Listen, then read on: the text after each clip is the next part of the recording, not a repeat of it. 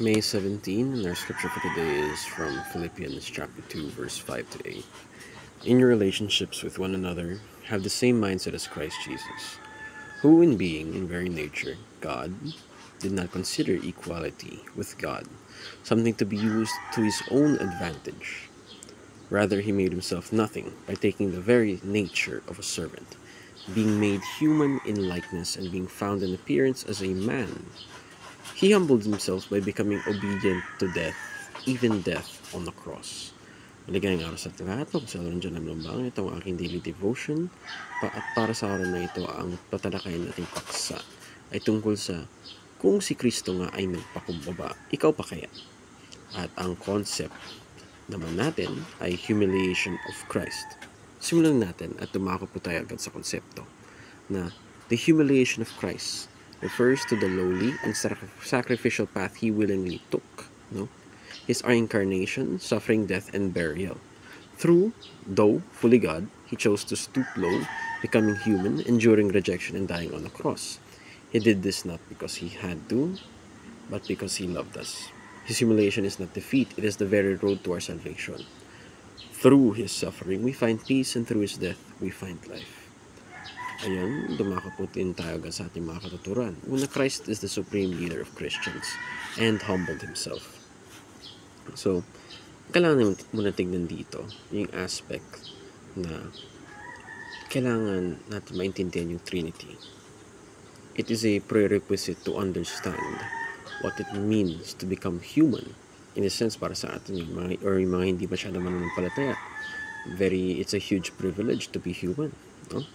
But it is not a privilege for, kung sabihin natin na God to become human, in the sense na mas mababang uri tayo ng being, kumbaga.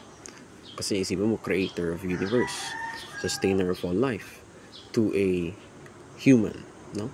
So, definitely limitado. He restricted himself to a mere act. Kumbaga, kung tao tayo, tapos sabihin natin naging langgam tayo sa susunod na segundo, na makita natin na restricted.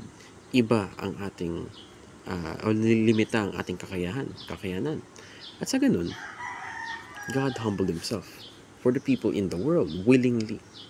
So, from a God, he did not use his position even though he is equal sa Trinity. Equal yan. Love flows equally between them, and authority is also equal between them sa Trinity. So, the Father, the Son, and the Holy Spirit.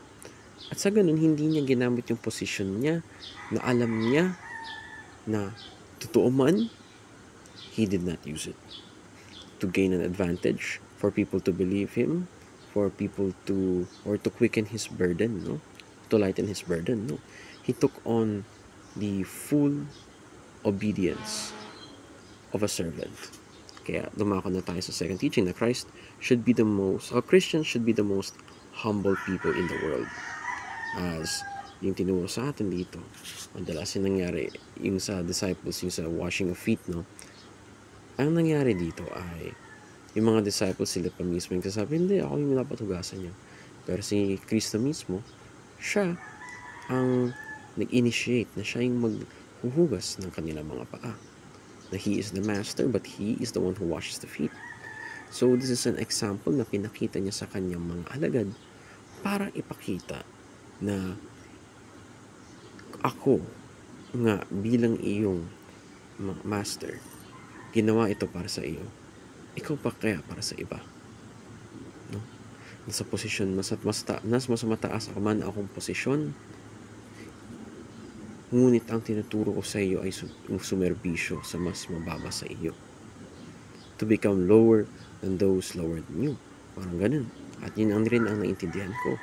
Kumbaga, na you may be a leader or you may be in a higher position. But in the sense na bilang Kristiyano, dapat marunong tayo magpakumbaba sa mga tao na hindi nakakaalam ng katotohanan, hindi yung pasensya, hindi kasing na kagaya natin. And we're supposed to copy the humility of Christ as he sa Biblia o sa buhay niya pinakita niya sa atin, kung anong pinakita niya sa atin, ito ang nagsisilbi bilang modelo, gabay, palangkas kung paano dapat tayo o kung paano natin buhatin ang ating sarili sa ating kaugalian at ating asal. No? Christ's humility serves as the model that all Christians must follow na dapat natin sinusunod. Na tayo yung nangunguna sa pagpapakumbaba upang sumerbisyo sa ating mga kapwa. At ang Panginoon ang tunay na ehemplo at modelo nito, kung saan para sa mga tao na minamahal niya, namatay siya sa krus. And we must respect that and live our life in the way that we love our fellow Christian and fellow people, that we are willing to grow to great ends for them. Ayun lamang. Salamat po sa pakikinig at mabuhay.